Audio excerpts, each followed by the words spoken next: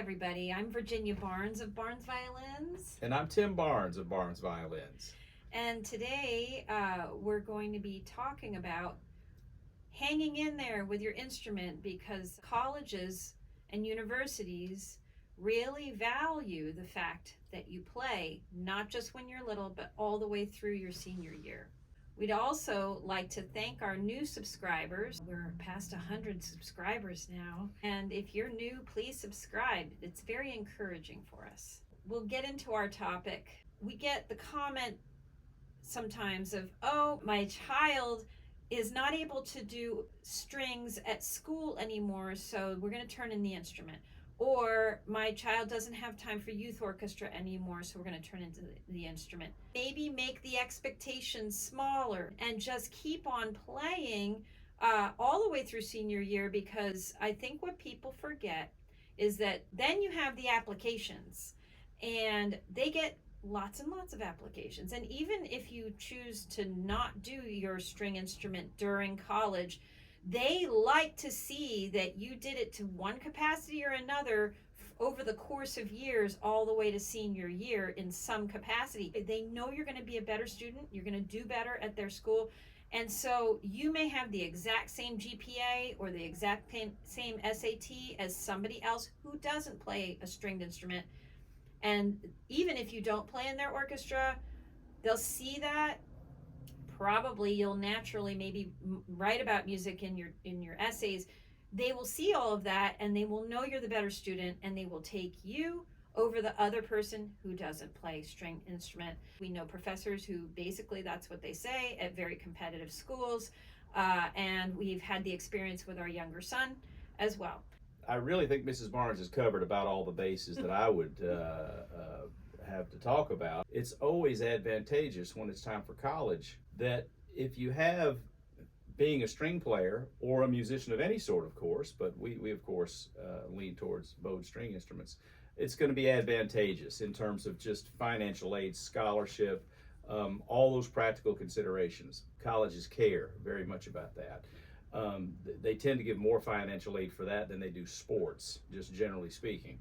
But I guess I would like to talk maybe a little bit more about when you start out with something that's of interest, like a musical instrument, that you can practice so many things in terms of consistency, discipline, self-discipline, many things that are just character building.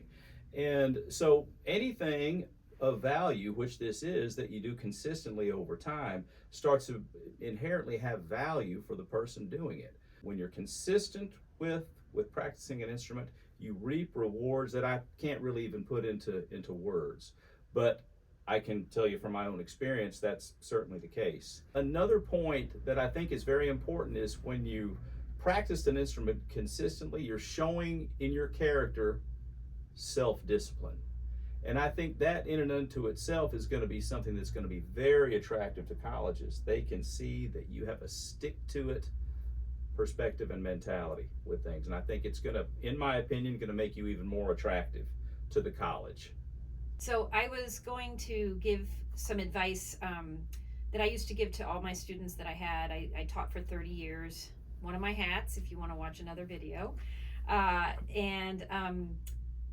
All my students were excellent academic students as well. And by the time they got to senior year, they had so many tests to take, AP, IB, you name it, papers, whatever. And I would say to them, when you're studying for hours and hours and hours, do you ever have a moment when you're just glazing over and you're reading the same sentence over and over? Yes. So that's when you should put down the book or put down whatever you're doing and play your instrument for maybe 10 minutes. It will stir the juices. You cannot sit there and study all night. You just can't. You're not using your time well. So even if you are like, I don't even have time for lessons anymore, that's okay. You still have all your books. You can even order music. You can print out, download, favorite songs. We have Taylor Swift music here, if anybody's a fan. You could just explore your instrument for maybe a few minutes at a time. And if you did that 3 times in an evening, you've practiced for 30 minutes. That's unbelievable. As I said before, it's not all or nothing. And it's not, if I'm not in an organized activity, then it's nothing. That's not true. Your own personal time with your instrument is very valuable, and what it can give you, your heart, your soul, your mind, to keep you going through that very difficult times. It's something that's really good for you in general, and you get to put it on your resume and they see it, and you push through, and you're still playing anyway for your very own personal reasons.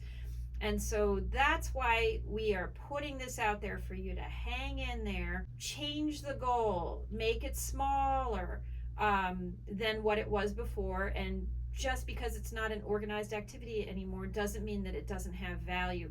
Someday you'll be very, very glad that you hung in there. You can, after college, dust off the instrument and start playing again. It's low tech. It won't need updates.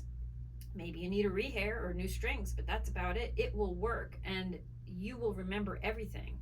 It's not like other activities where, okay, I'm done. It's a lifetime thing, playing an instrument. So I would agree with that, Mrs. Barnes. I used to say to my students, and I taught for a lot of years myself, most difficult thing about practicing is opening the case.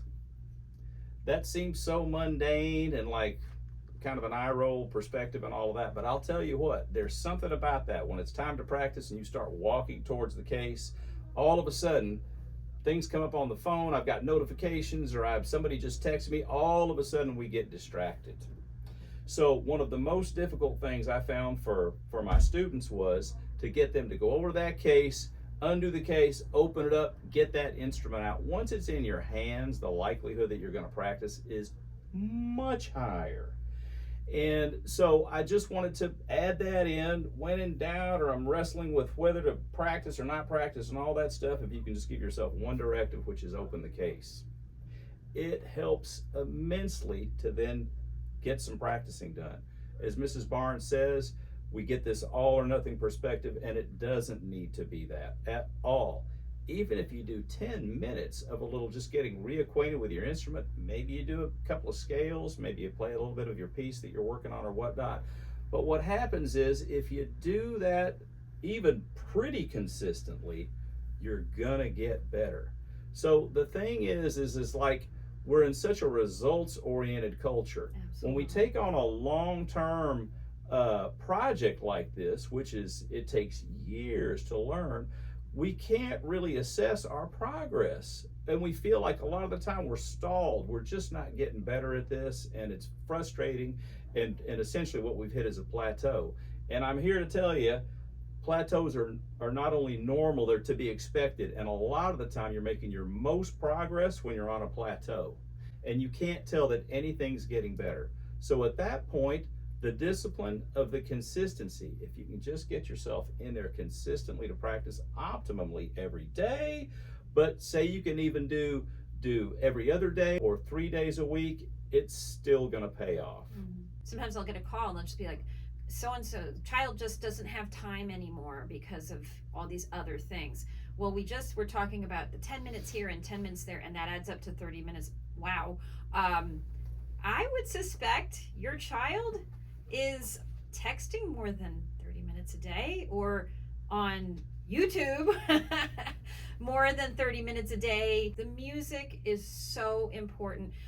It can become, if presented the right way, a place of solace and a place of getting anxiety out and getting emotions out, because everything else the kids are doing is results oriented and high stakes and a lot of pressure. And so if you are on the pathway of, my violin is not my main thing, it can be that instead. Not everybody's going to become Isaac Perlman. Not everybody's even going to become a music student or a double major or a minor. Not everybody's going to do that, but it is a gift to be able to play an instrument at all. Very few people do. And to be able to just pick up your violin or your viola, cello, whatever, and be able to play something and take your mind off of the high stakes pressure, not knowing where you're going to college, that's a wonderful thing. And so I wish there was more of that in the world. it can be a really great social outlet too when you're in college. And say, for example, it's not going to be the violin or whatnot as far as your major goes. Say you're going to medical school. It's still a wonderful thing, socially speaking. You can play quartets with your friends. You might even decide to partake in a Broadway show that the university's putting on or whatnot, just for something outside of medical school studies and whatnot. So it's a really great social conduit. It really is. While you're in college and then after college as well. It's ways to hook up with other musicians outside of your chosen field, and that can be just a wonderful balancing part of one's life. The big picture is colleges are looking for this. That is results oriented, but you can enjoy yourself along the way, keeping it in your life. And you know, it does make a difference on that college app, but at the same time, it can be something that is for personal reasons and growth, and for relaxation or creativity, or just taking your mind off of the stressful things you have to do while you're preparing for college, the unknowns, the things that you cannot control. Your instrument is something you can control, and just listening and the beauty of it is, I think, very helpful when you're preparing for college. And from my own experience, practicing can be hard work sometimes. Sometimes it's really boring, and sometimes it's the last thing you feel like doing. But I've never regretted ever any of the time, hours, minutes, seconds that I spent practicing, ever. I'm always very thankful for everything I put into it, and it's always benefited me more than I could have imagined. Parents, keep that in mind. Do not just say, okay, we're not doing violin anymore. Why should we do this, or have this instrument if you're not going to play it? It's okay. Let them just play it for fun in between. Maybe they just have private lessons, and if they're that busy, it can be a Zoom lesson. There's so many different ways to micro things or macro things as you go along, and as needed, depending on what's going on in life.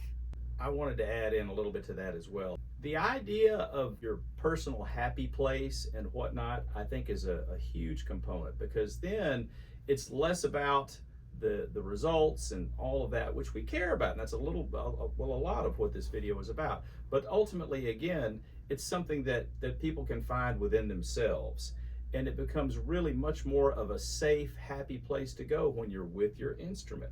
It's kind of hard to describe what this is really in words, but it's something that can really be beneficial in terms of a safe place, a happy place, a place with control. And I think from just an emotional standpoint and a mental health perspective, it has invaluable assets, and indescribably so. And I've experienced this myself, and also with many players that we work with on a consistent basis. The other thing I wanted to talk about, because I'm old now, is that for us folks who are now into our 60s and whatnot, one of the greatest things I can say unequivocally that I ever did was learn to play an instrument. And I still get it out and practice my scales. I do my flesh routine daily with third, sixth, double stops, octaves, all that stuff, just to keep my chops fairly well in shape. And also for folks when they get to be my age, it's really good for the brain. So what I'm trying to say really is that we have lots of customers that come to us that are my age or older, and one of the things they care about more than anything else in their existence is playing their instrument. So I'm just telling you what people say when they get to be older, since most of you guys are younger, that this can have value in your life in ways that you may not even realize at this point, but we experience it every day here at Barnes Violins. So we appreciate so much you guys listening to us. Please like and subscribe, and we'll see you next time.